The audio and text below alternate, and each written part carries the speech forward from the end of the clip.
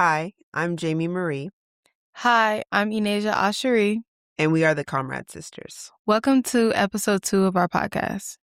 All right, so since our first episode, we talked a little bit about our experience in the Stanford Teacher Education Program, wrapping up our year in an intensive master's student teaching, completing graduation classes, grad level classes, and now Enasia and I are fresh out of the program, Yay. got our master's, double degreed. And the day after finishing our graduation, 8 a.m. we had to teach summer school the next day after.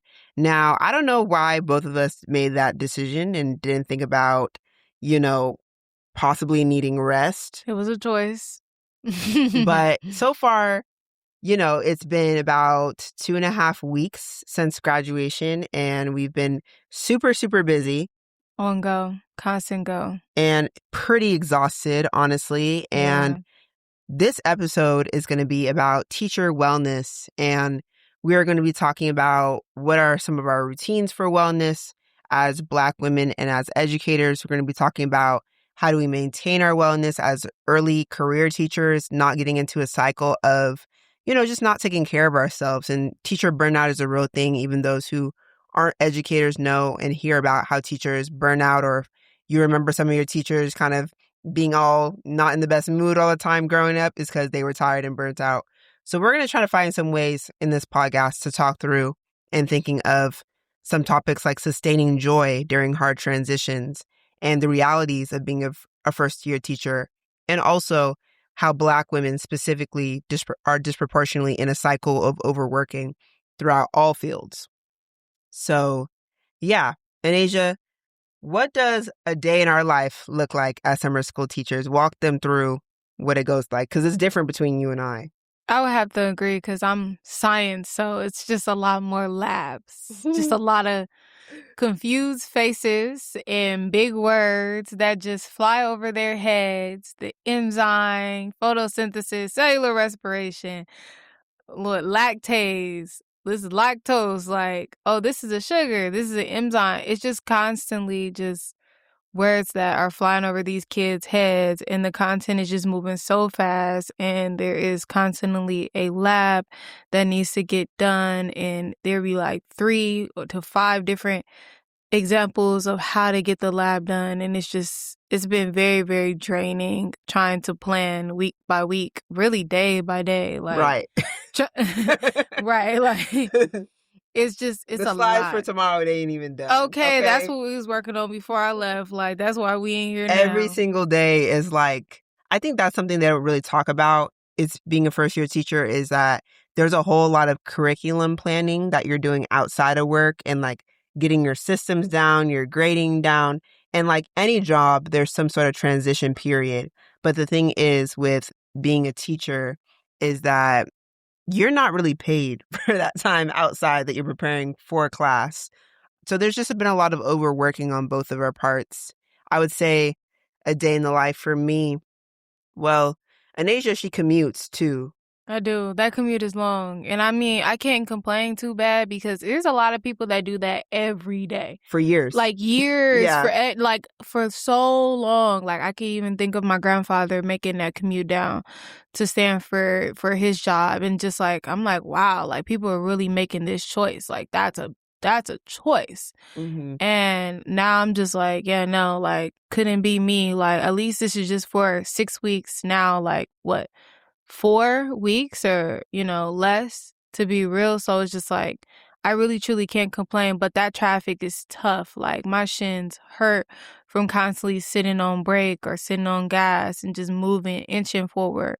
It's a lot. It definitely is a lot. But I mean, the pay is worth it at the end of the day. Like I am definitely taking more home than like what it's costing me right now. But the time I can't get back. And that's why I couldn't make this commute every single day of my life. But I also can't live in that area because just being home recently has brought me so much joy seeing my people walking down the street, going for walks, and I just see Popular Park. They out there playing baseball, and it's like a baby shower. That one time when I was on the phone with you and I ran into one of my students at the park and we just catching up. And From your first year of teaching. Right, from my first year, one of my first year babies, like, like we was in the trenches together. Like, it was really sweet to see them though, like to know like That's she's in school. Yeah. And they're like, and then when they see me in their neighborhood, they're like, what are you doing? Like, this is my home. Like, this is my community. Like, just like it's your community and it's your home. And so of course we're gonna always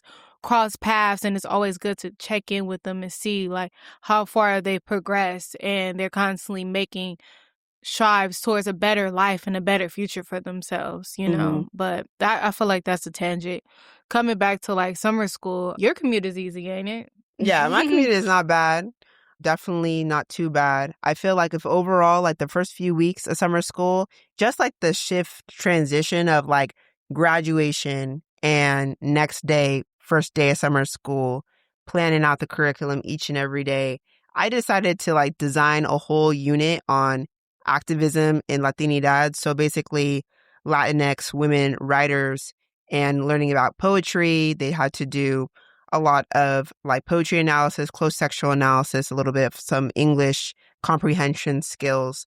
And it's been a blast. I feel like through this experience, like, yes, I'm credentialed the most in English, got a second credential in history, but I think for the most part, ethnic studies is really the heart and the lens that I teach through, and like being able to design my own unit this summer and kind of just have the free range to teach what I would want to teach as long as I'm meeting some of these English standards has helped me see how much of an activist and an equity-based lens I really bring into curriculum, into my teaching.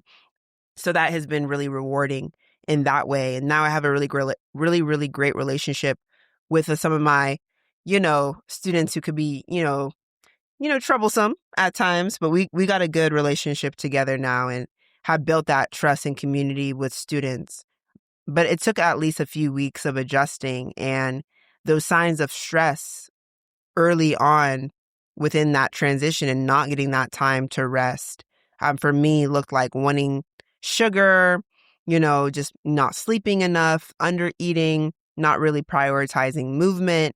And I think that's why throughout this past year at Stanford, there's this nonprofit that Lindsay Fuller directs called The Teaching Well. And The Teaching Well was a really great addition to our experience at Stanford because they really prioritize educator wellness. And I think it's really important, even more so, to center that with where we're at in our career right now, especially early on, to build those habits. So for me, some routines for wellness, it's hard to say like what I would want to start because I feel like I'm really just realistically not in a space right now where thinking about wellness is even realistic with what has to get done and all the goals and aspirations and plans I have for my career.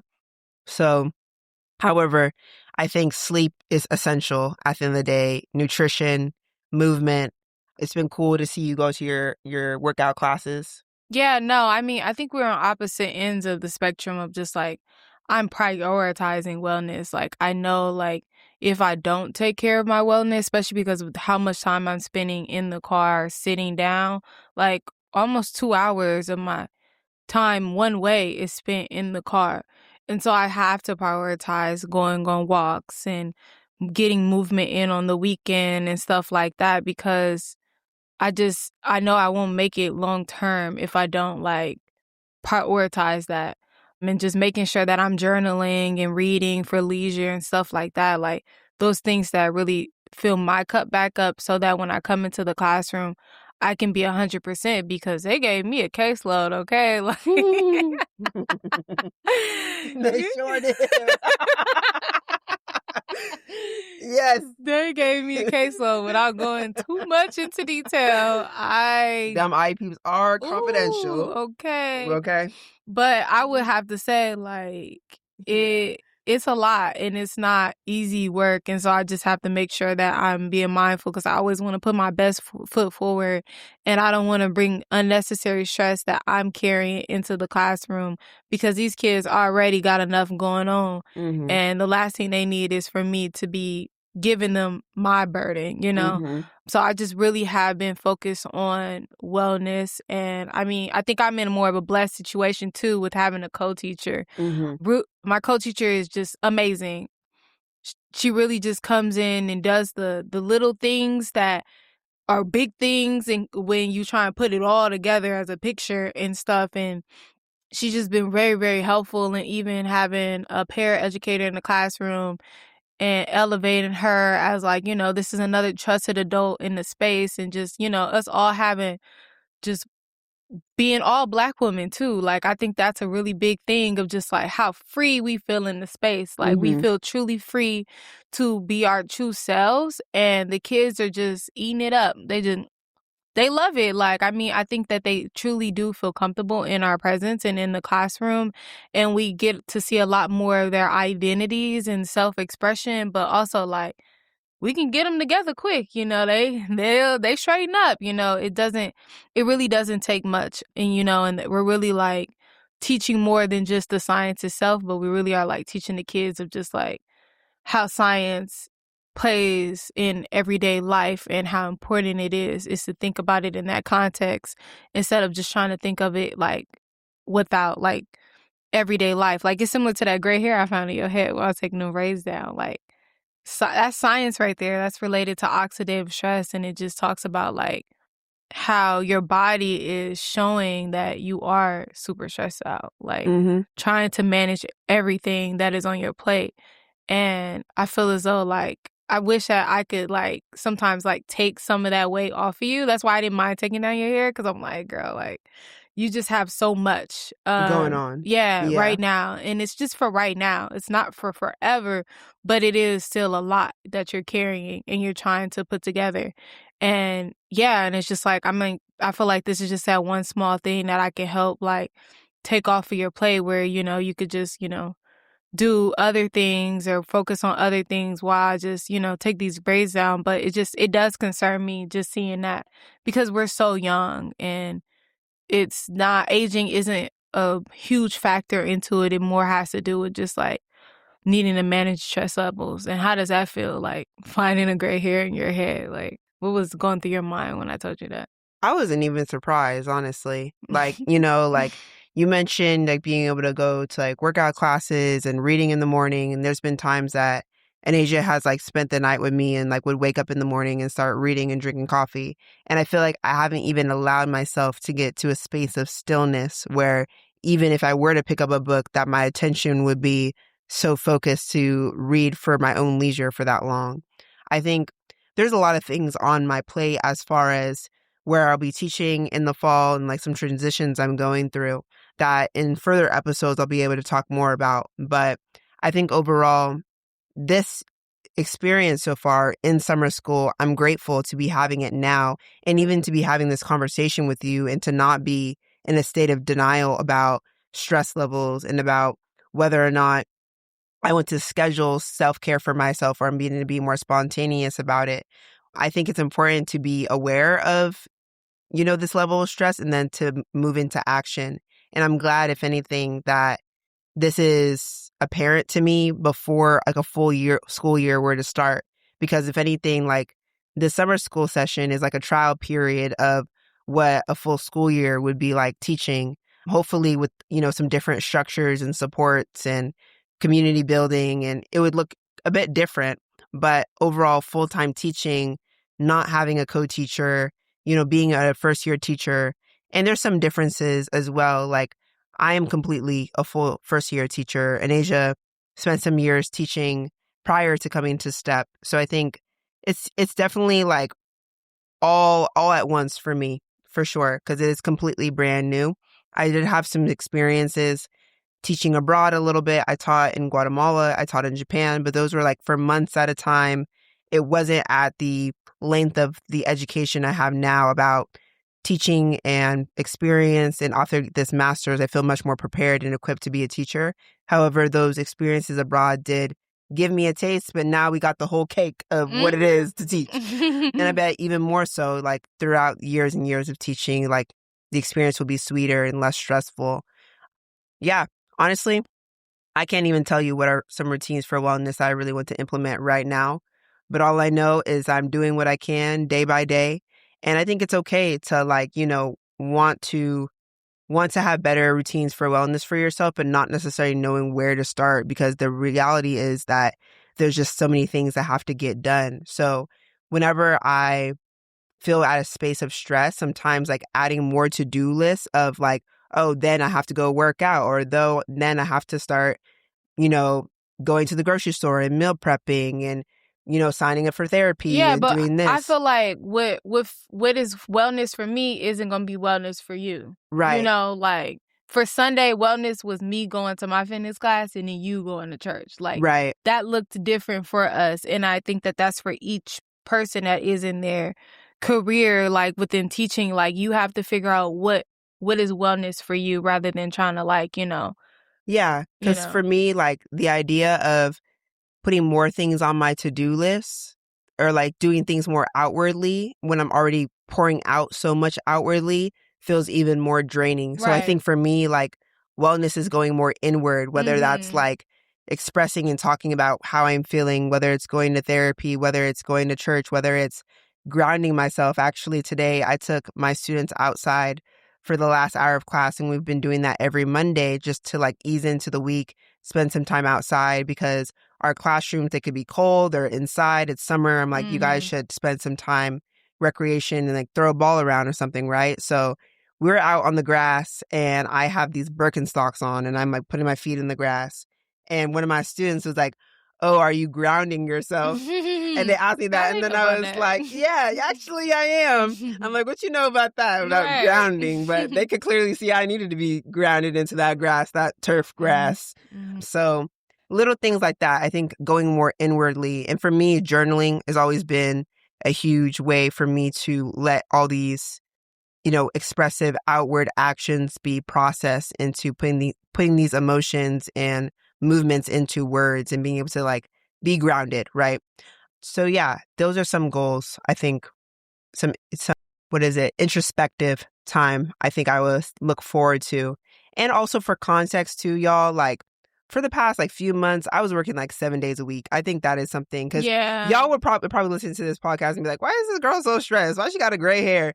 But it's literally because I was working 7 days a week and getting this master's at Stanford and traveling and getting a job and working summer school and having a social life and having a family life. Like there were so many things. So I finally cut some things back, and I do think July, if anything, in the months ahead, will be a lot more balanced, because it has to be.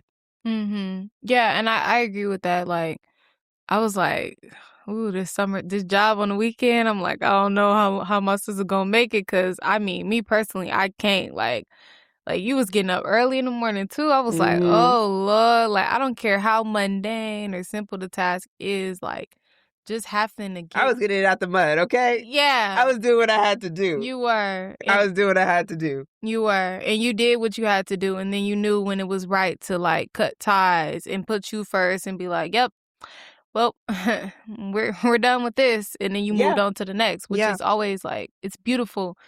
Because sometimes, to choose you, and your students need to see you like choose yourself as well. Continue to like pour into yourself. You can't pour out of an empty cup, truly. And I think this is applicable to any, space of overworking. And I think I also wanted to circle back as well to something I mentioned at the beginning of this, episode about how Black women are disproportionately in a cycle of overworking. And I think that's not by mistake. I think that's by design, even with just the way that, slavery, the way that has embedded and designed for Black people to be overworked, and for an economic system and Black women being at the forefront of so many productions of overworking and sustaining and building spaces and building structures. And I think about activist movements and how Black women are usually at the forefront in face of social justice and activist movements. And that's why, in this time and day, in this administration, I feel like collectively a lot of Black women have been like, y'all got this. Yeah, we did the protesting. Okay. We did the steps back. Maybe not us individually at our young age, but our mamas and grandmamas and people before us. Yeah. We did what we needed to do. Is like every time it's time to go vote, we vote. There you go. Like, and if anything, we're educating our youth on how important it is to vote. Like, you know, we're having these conversations. We're doing as much as we possibly can. Mm-hmm. And, you know, and that's why it's like, you know, we tired. Like, you know, like we still overcome misogyny. We still overcome capitalism. We still overcome all of the other isms, sexism, whatever it is, like homophobia, whatever, we're overcoming that. Like, and now you're telling us to have to still be the face of the political parties and the movement and being super progressive. It's just, it's too much when it's like, we need to worry about why And then be Black feminine mamas. too. Yeah, and then be feminine. And then want to tell us to be soft. Like, I can't, that is one thing that I am learning is how to be soft. Mm-hmm.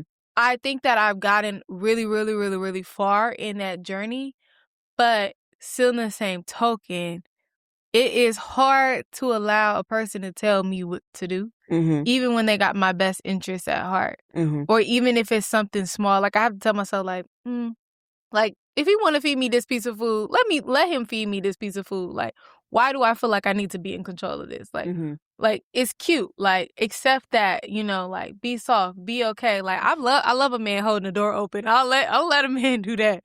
But it's just also like it's the other small micro things that fit into like that femininity or just being taken care of. Yeah. You know? I mean, I think there's just a lot of spaces just in general where I think even at an early age, especially for me growing up in a predominantly like white suburban community, like I had to put on this strong face of composure and to be compliant and not to be reactive and to be, you know, agreeable at times when often I didn't agree with the shit that was going on. And I think there's a lot of times where I've had to learn that it's okay to be expressive. It's okay to be mad. It's okay to be upset. And you don't have to say everything is okay at the end of the day. And I think what's really freeing about this conversation is that we're having is that, you know, these past few weeks, it had been hard for me with the level of stress and, you know, things I had on my plate. And now at the age I'm at now and now as a new teacher, I want to make sure my students, especially my Black students, especially my Black girl students, no matter where I'm teaching, whether it's a predominantly Black community or a suburban community with few Black kids, no matter what students I have, it's okay to not be okay. And it's okay to, you know, not necessarily internalize these projections, especially projections of Blackness. And it's okay to be your full self. It's okay to be your full self, even if you don't know who you are yet, if you're trying to find who that is, because we're all still trying to self-discover at different points of our life. And the process looks different for everybody too. It definitely does. And yeah, that space, I think, of just kind of like holding everything inside and not wanting to be expressive, especially of discontent or anger, of being upset. I think because I was so like fearful of being categorized of like being like an angry Black girl. And now as a teacher, like I think I just hold a sense of groundedness in what I care about, which is justice. And like earlier, I said that ethnic studies is really important to me as a teacher, and I teach through a social justice lens and being an activist. I think teaching is an act of social justice, of liberation in itself, especially as Black women, especially as Black teachers, for those who, you know, exist within the Black diaspora and are educators. Like you do so much for others, especially, you know, just people of color in general who show up in the classroom as educators. But I specifically want to highlight Black teachers, especially Black women. And it's really amazing that in the summer school space, in this post-Stanford early career space, that there's so many Black women in your space. It is, because one of our coworkers, I had seen her this morning. I was tired. I was like, girl, I'm tired. And I was like, yeah, I need some coffee, woo woo. And she had end up having one of like admin bring me a cup of coffee to the classroom. Like, and I just felt so seen and heard and loved at that moment. And I just wasn't expecting that. Like, I'm so accustomed to just doing everything on my own in life in general. So when people do stuff, especially when I'm like, I don't even really know you, like we don't really know each other, but you do this, like when they like acts of service just speak so loud for me. Mm-hmm. And that's how I feel loved. And I just really appreciated that moment. And I find that that is something so sacred. And then like when I was hearing you talk about like social justice and how it's like important in the classroom, I mean, like I know equally that it's important in my classroom as well, even though I do teach science. Like the book that I have them reading is about Henrietta Lacks, which is a Black woman who died from cervical cancer, and her cells were taken from her cervix when she went to the doctor to get a checkup, and they found out that her cells were able to live without a host, like live outside of her body, and they continue to replicate and duplicate, etc. And they were been able to create a lot of treatments like the polio vaccine. They use it for chemotherapy. The list go on and on and on. And then it just like talks about how her family were not financially compensated for this for a really long time. They didn't even know that these people took her cells. Like the doctors didn't even tell this woman that she had cervical cancer, and that's what she ended up passing from years later. Mm-hmm. And it was just like another part of it that I really enjoy in the book, even though it is written by a white woman, is that she chose to linguistically, like, you know, reminding us of our LPP class, like Mm-hmm. racial linguistics, where she made sure that she didn't change the language of the family members when Mm-hmm. when she was telling their stories. She made sure that she remained authentic to their normal natural speaking, and just Mm-hmm. like reading Deborah's letter to one of the groups and stuff. And it was just like I can hear my AAV come out. Like even when I'm like, I realize like when I'm teaching, I teach in proper English technically. Mm-hmm. But when I was reading to them, like I could hear like a little bit of my accent slipping out of just Mm-hmm. like the way I speak outside of the classroom is a totally different cadence. AAVE. Yeah, like Yeah.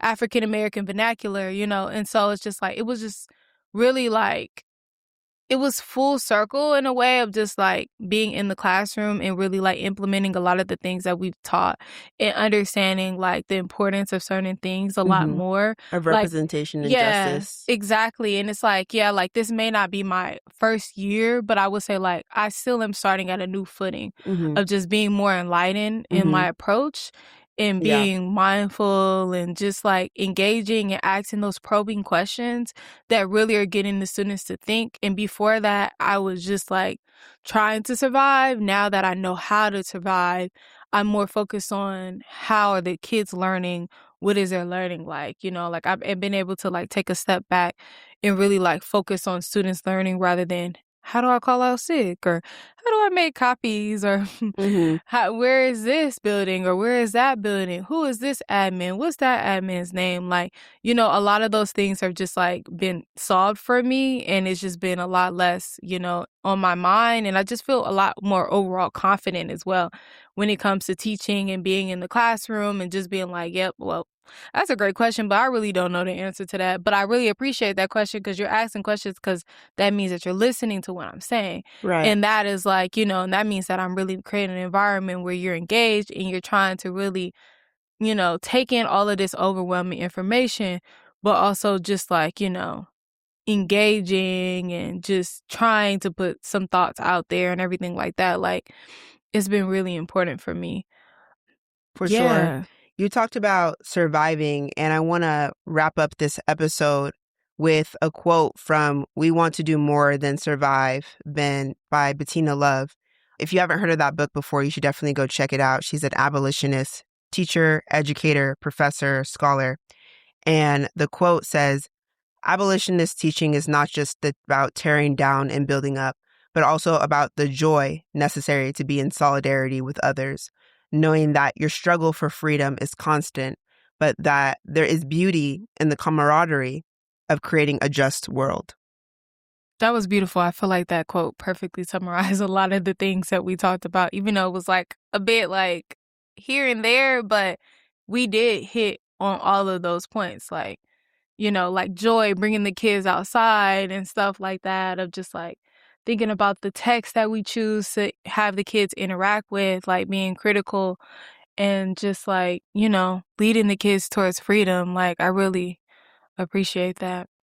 Yeah, so I think maybe one of my steps for wellness and being introspective is reading some more of the works of Bettina Love and reminding me, because literature as an English teacher, as a writer, those things inspire me and remind me why I choose this work. And then maybe I'll join you for one of those Pilates classes. Girl, at you some got to point. get up in there with Moses. He gonna have you working, okay? Right. But anyway, thank you for listening to episode 2 of our Comrade Sisters podcast. We'll listen to y'all, hear from y'all, speak to y'all on the next one.